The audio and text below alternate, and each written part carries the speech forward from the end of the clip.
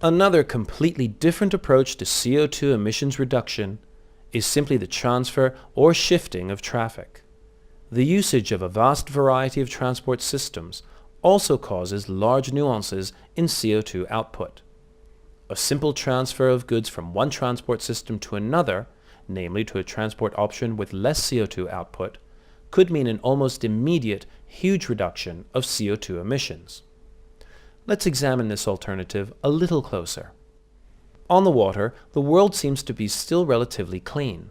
As stated before, rail transport consumes less fuel and produces less CO2 compared to road transport. As an example, by transferring goods from a 40-ton truck onto rail transport, energy costs could literally be cut in half. In clear weather, an inland ship consumes 67% less energy than a truck and 35% less than the railway. Looking at CO2 emissions, the results would look very similar.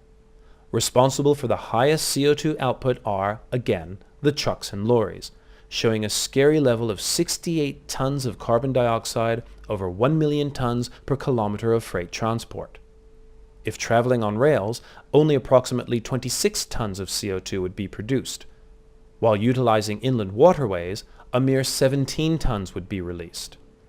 Ultimately, transferring transportation onto inland waterways would mean an immediate upgrade of environmental protection efforts.